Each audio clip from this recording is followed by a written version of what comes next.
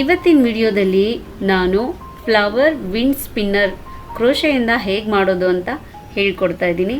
It's a amazing home decker ಅಂತ ಹೇಳ್ಬೋದು. ನೀವು ಇದನ್ನು ಗ್ಯಾಲರಿ, ಬಾಲ್ಕನಿ, ಗಾರ್ಡನ್ ಎಲ್ಲಾದರೂ ಹಾಕ್ಬೋದು. ತುಂಬ ಚೆನ್ನಾಗಿ ಕಾಣಿಸುತ್ತೆ, ತುಂಬ ಬ್ಯೂಟಿಫುಲ್ಲಾಗಿ ಕಾಣಿಸುತ್ತೆ. ಸರಿ, ಇದನ್ನು ಹೇಗೆ ಮಾಡೋದು ಅಂತ ನೋಡೋಣ ಬನ್ನಿ.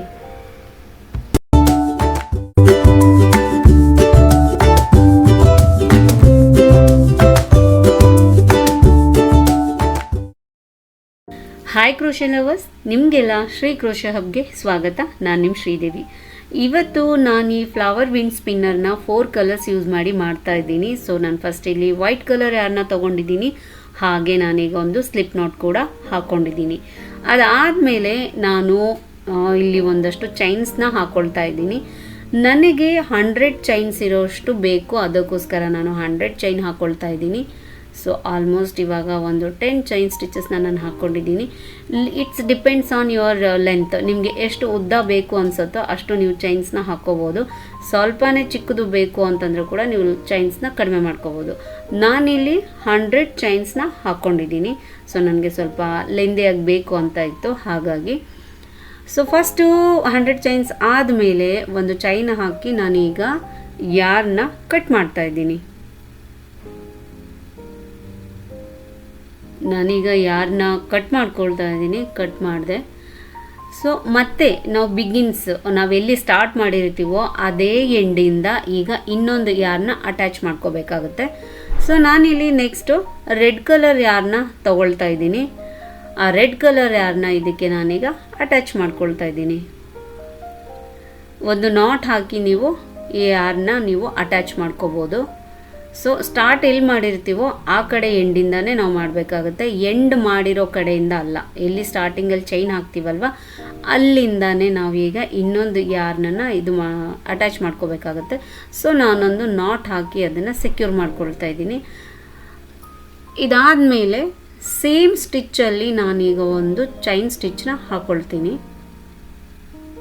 ಸೊ ಎಲ್ಲಿ ನಾಟ್ ಹಾಕೋದನ್ನ ಸ್ಟಾರ್ಟಿಂಗ್ ಚೈನಲ್ಲಿ ಅಲ್ಲೇ ಒಂದು ಚೈನ್ ಹಾಕ್ಕೊಳ್ತಿದ್ದೀನಿ. ಸೊ ಇದು ನಾನು ಫಸ್ಟ್ ಸ್ಟಿಚ್ ಅನ್ನೋ ಥರ. ಸೊ ನೆಕ್ಸ್ಟ್ ಎಲ್ಲ ಚೈನ್ಸಲ್ಲೂ ನಾನೀಗ ಸಿಂಗಲ್ ಕ್ರೋಶೆನ ಮಾಡ್ಕೊಂಡು ಹೋಗ್ತಾ ಇದ್ದೀನಿ. ಈಚ್ ಆ್ಯಂಡ್ ಎವ್ರಿ ಚೈನ್ ಸ್ಟಿಚ್ಚಲ್ಲಿ ಒಂದೊಂದು ಸಿಂಗಲ್ ಕ್ರೋಶೆನ ಮಾಡಬೇಕಾಗತ್ತೆ. ನಾನಿಲ್ಲಿ ಈಗ ಒಂದು ಸಿಂಗಲ್ ಕ್ರೋಶೆನ ಹಾಕ್ಕೊಳ್ತಾ ಇದ್ದೀನಿ. ಹಾಗೆ ನೆಕ್ಸ್ಟ್ ಸ್ಟಿಚ್ಚಲ್ಲಿ, ಚೈನ್ ಸ್ಟಿಚ್ಚಲ್ಲಿ ನಾನೀಗ ಇನ್ನೊಂದು ಸಿಂಗಲ್ ಕ್ರೋಶೆನ ಹಾಕ್ಕೊಳ್ತಾ ಇದ್ದೀನಿ.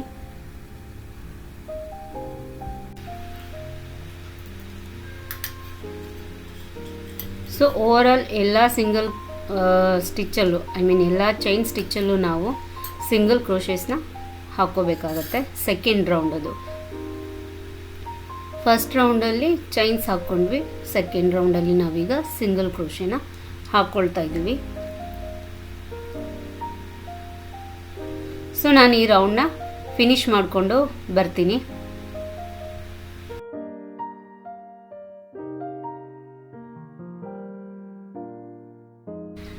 ಈಗ ಈ ರೌಂಡ್ ಕೂಡ ಕಂಪ್ಲೀಟ್ ಆಯಿತು. ಸೊ ನಾನು ಯಾರನ್ನ ಕಟ್ ಮಾಡ್ತಾ ಇದ್ದೀನಿ. ಈ ಥರ ನಾನು ಸಿಂಗಲ್ ಕ್ರೋಶೆಸ್ನ ಹಾಕಿದ್ದೀನಿ. ಈ ಥರ ಕಾಣಿಸುತ್ತೆ. ಸೊ ಸೆಕೆಂಡ್ ರೌಂಡಲ್ಲಿ. ಹಾಗೆ ಇನ್ನು ನೆಕ್ಸ್ಟ್ ಥರ್ಡ್ ರೌಂಡಲ್ಲಿ ನಾವು ಆರೆಂಜ್ ಕಲರ್ನ ನಾನು ಅಟ್ಯಾಚ್ ಮಾಡ್ತಾ ಇದ್ದೀನಿ. ಅಗೇನು ನಾವು ಎಲ್ಲಿಂದ ಸ್ಟಾರ್ಟ್ ಮಾಡಿರ್ತೀವೋ ಅಲ್ಲೇ ಅದನ್ನು ಅಟ್ಯಾಚ್ ಮಾಡಬೇಕಾಗತ್ತೆ. ಸೊ ನಾನಿಲ್ಲಿ ಆರೆಂಜ್ ಕಲರ್ ಯಾರನ್ನ ಅಟ್ಯಾಚ್ ಮಾಡ್ಕೊಳ್ತಾ ಇದ್ದೀನಿ. ಒಂದು ನಾಟ್ ಹಾಕ್ಕೊಂಡು ಸೆಕ್ಯೂರ್ ಮಾಡ್ಕೊಳ್ತಾ ಇದ್ದೀನಿ. ಈಗ ಸೇಮ್ ಸ್ಟಿಚ್ಚಲ್ಲಿ ನಾನೀಗ 2 ಚೈನ್ನ ಹಾಕ್ಕೊಳ್ತಾ ಇದ್ದೀನಿ.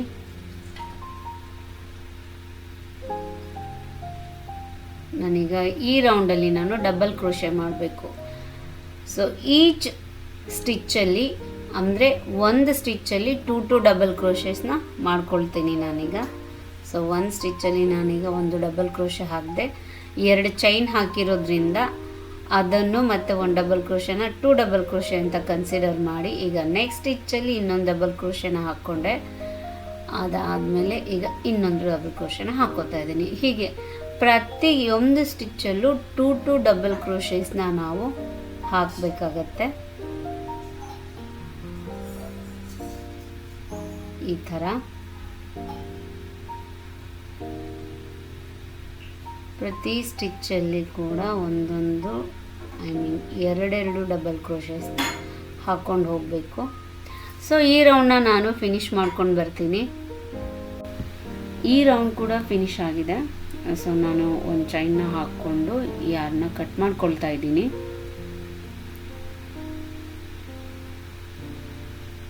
ಸೊ ಈ ಥರ ಬರುತ್ತೆ. ಎಗೇನ್ ಮತ್ತೆ ನಾನು ಎಲ್ಲಿಂದ ಶುರು ಮಾಡಿದ್ನೋ ಅಲ್ಲಿಂದ ಈಗ ಬೇರೆ ಕಲರ್ ಯಾರನ್ನ ನಾನು ಅಟ್ಯಾಚ್ ಮಾಡ್ತಾ ಇದ್ದೀನಿ. ಸೊ ನಾನಿಲ್ಲಿ ಇವಾಗ ಯೆಲ್ಲೋ ಕಲರ್ ಯಾರನ್ನ ಅಟ್ಯಾಚ್ ಮಾಡ್ಕೊಳ್ತಾ ಇದ್ದೀನಿ. ಕಲರ್ಸು ನಿಮ್ಗೆ ಯಾವ್ದು ಇಷ್ಟನೋ ಆ ಕಲರ್ನ ನೀವು ಚೂಸ್ ಮಾಡ್ಕೋಬೋದು. ನಾನಿಲ್ಲಿ ಸನ್ನನ್ನು ರೆಫರೆನ್ಸ್ ಆಗಿಟ್ಕೊಂಡು ಈ ಫ್ಲವರ್ ವಿಂಡ್ನ ಮಾಡಿದ್ದೀನಿ. ಸೂರ್ಯ ಹುಟ್ಟೋವಾಗ ಹೇಗೆ ರೆಡ್ಡಿಶ್ ಆಗಿರ್ತಾನೆ, ಆಮೇಲೆ ಆರೆಂಜ್ ಕಲರಲ್ಲಿ ಆಗ್ತಾನೆ, ತಿರ್ಗಾದಾದಮೇಲೆ ಯೆಲ್ಲೋಯಿಶ್ ಕಾಣಿಸ್ತಾನೆ. ಸೊ ನಾನು ಅದು ನನಗೆ ಸ್ವಲ್ಪ ಇಂಟ್ರೆಸ್ಟಿಂಗ್ ಅನ್ನಿಸ್ತು, ನನಗೆ ಇಷ್ಟ ಆಯಿತು. ಸೊ ಹಾಗಾಗಿ ನಾನು ಆ ಕಲರ್ನ ರೆಫರೆನ್ಸ್ ಆಗಿ ಇಟ್ಕೊಂಡಿದ್ದೀನಿ. ಸ್ಟೆಪ್ ಬೈ ಸ್ಟೆಪ್ ಕಲರ್ಸ್ನ ನೀವು ಯಾವ್ದು ಬೇಕೋ ಆ ಕಲರ್ಸ್ನ ನೀವು ಹಾಕ್ಕೊಂಡು ಹೋಗ್ಬೋದು. ಅಗೇನ್ ಇಲ್ಲಿ ನಾನು ಸೇಮ್ ಸ್ಟಿಚ್ಚಲ್ಲಿ ಈಗ 2-3 ಚೈನ್ಸ್ನ ಹಾಕ್ಕೊಳ್ತಾ ಇದ್ದೀನಿ. ನಾನಿಲ್ಲಿ ಟ್ರಿಪಲ್ ಕ್ರೋಶೆನ ಮಾಡ್ತಾ ಇದ್ದೀನಿ. ಒಂದೊಂದು ಸ್ಟಿಚ್ಚಲ್ಲೂ 3 ಟೈಮ್ಸು ಟ್ರಿಪಲ್ ಕ್ರೋಶೆನ ಮಾಡಬೇಕಾಗತ್ತೆ.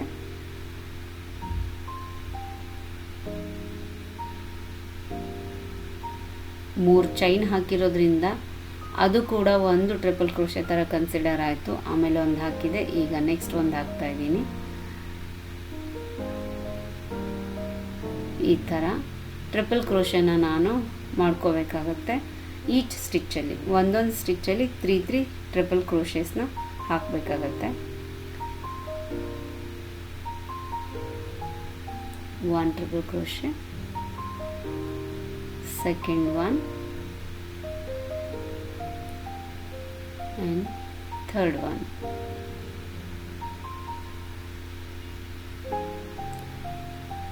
ಸೊ ಈ ಥರ ನಾವು ಒಂದೊಂದು ಸ್ಟಿಚ್ಚಲ್ಲೂ 3 ಟೈಮ್ಸ್ ಟ್ರಿಪಲ್ ಕ್ರೋಶೆನ ಹಾಕೋಬೇಕಾಗತ್ತೆ.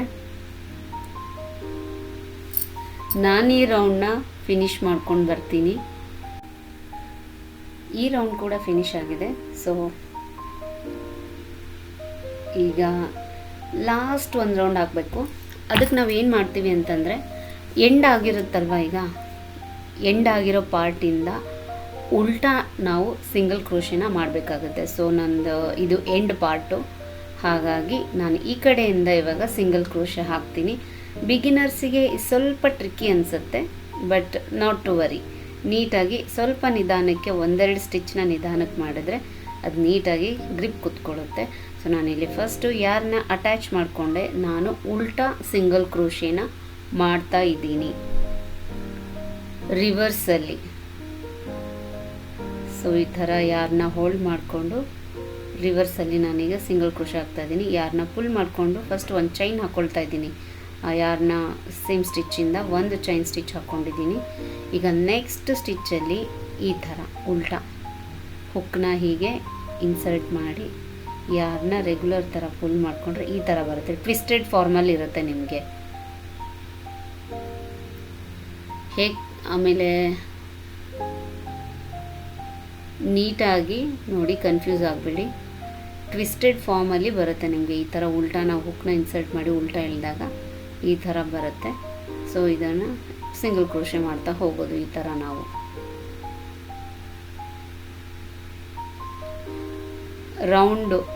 ರೌಂಡ್ ಶೇಪಲ್ಲಿ ಕಾಣಿಸುತ್ತೆ ಅದು ನಮಗೆ. ರೆಗ್ಯುಲರ್ ಸಿಂಗಲ್ ಕ್ರೋಶೆ ಹಾಕಿದ್ರೆ ಮೇಲ್ಗಡೆ ಲೂಪ್ಸು ವಿ ಶೇಪಲ್ಲಿ ಇರುತ್ತಲ್ವ, ಇದು ನಾವು ರಿವರ್ಸ್ ಹಾಕ್ತಾ ಇರೋದ್ರಿಂದ ಈ ಥರ ಟ್ವಿಸ್ಟೆಡ್ ಅನ್ನೋ ಥರ ಸ್ಟಿಚಸ್ ಎಲ್ಲ ಟ್ವಿಸ್ಟ್ ಆಗಿದೆಯೇನೋ ಅನ್ನೋ ಥರ ರೌಂಡ್ ಶೇಪಲ್ಲಿ ಕಾಣಿಸುತ್ತೆ ನೋಡಿ.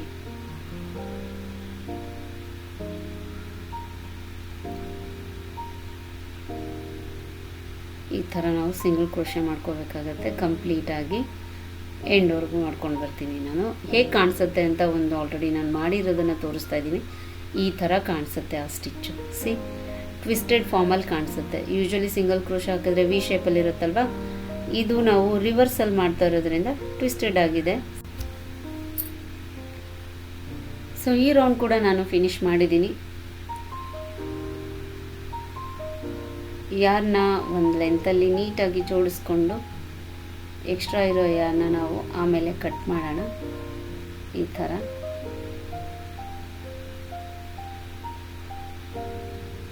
ಸೊ ಅದಕ್ಕೆ ಮುಂಚೆ ನಾನು 3 ಕಲರ್ಸ್ ಯೂಸ್ ಮಾಡಿದ್ದೆ ಅಲ್ವಾ, ಸೊ ಹಾಗಾಗಿ ಆ 3 ಕಲರ್ಸ್ದು ನಾನು ಯಾರನ್ನ ಕಟ್ ಮಾಡಿಕೊಂಡು ಟ್ಯಾಸಲ್ಸ್ನ ಮಾಡೋಣ.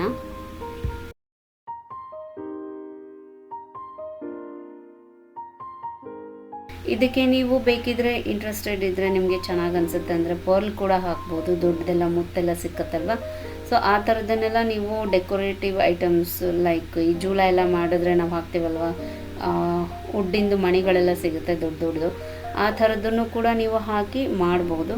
ಸೊ ನನ್ನ ಹತ್ರ ಅದು ಇರಲಿಲ್ಲ. ಆಮೇಲೆ ಮೋರೆವರ್ ನಾನು ಇದನ್ನು ಗಾರ್ಡನಲ್ಲಿ ಯೂಸ್ ಮಾಡ್ತಿರೋದ್ರಿಂದ ನನಗೆ ಅಲ್ಲಿಗೆ ಬೇಡ ಅನ್ನಿಸ್ತು. ಇದು ಇದೇ ಥರ ಚೆನ್ನಾಗಿ ಕಾಣಿಸ್ತಾ ಇತ್ತು ನನಗೆ. ಸೊ ಹಾಗಾಗಿ ನಾನು ಜಸ್ಟ್ ಥ್ರೆಡ್ಡಿಂದ ವರ್ಕ್ ಮಾಡ್ಕೊಳ್ತಾ ಇದ್ದೀನಿ, ಡಾಸಲ್ಸ್ನ ಮಾಡ್ತಾಯಿದ್ದೀನಿ.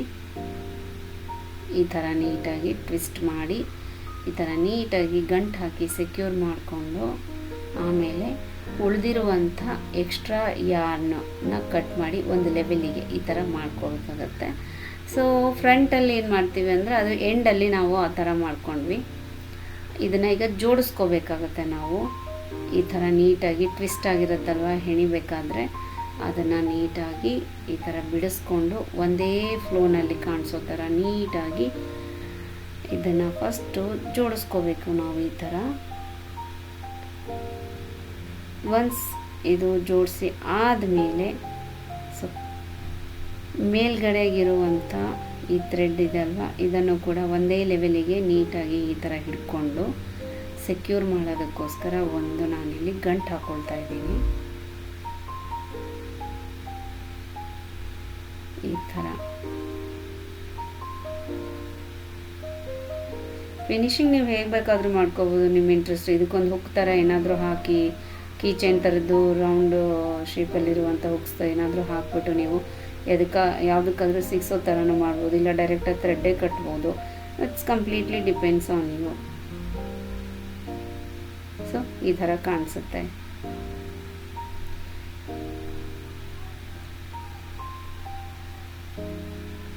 ಗಾಳಿಲಿ ಈ ಥರ ಕಾಣಿಸ್ತಾ ಇರುತ್ತೆ. ಇದು ಹೇಗೆ ಅನ್ನಿಸ್ತು? ವಿಡಿಯೋ ಇಷ್ಟ ಆಗ್ತಾ ಇದ್ದರೆ ಲೈಕ್ ಮಾಡಿ, ಶೇರ್ ಮಾಡಿ, ಹಾಗೆ ಸಬ್ಸ್ಕ್ರೈಬ್ ಮಾಡ್ಕೊಳ್ಳಿ ಅಂತ ಹೇಳ್ತಾ, ವಿಡಿಯೋ ಹೇಗೆ ಬಂದಿದೆ ಅನ್ನೋದನ್ನು ಕೂಡ ಕಮೆಂಟಲ್ಲಿ ತಿಳಿಸಿ ಅಂತ ಹೇಳ್ತಾ ಮತ್ತೆ ಸಿಗೋಣ ನೆಕ್ಸ್ಟ್ ವಿಡಿಯೋದಲ್ಲಿ. ಅಲ್ಲಿವರೆಗೂ take care, bye bye and thank you for watching.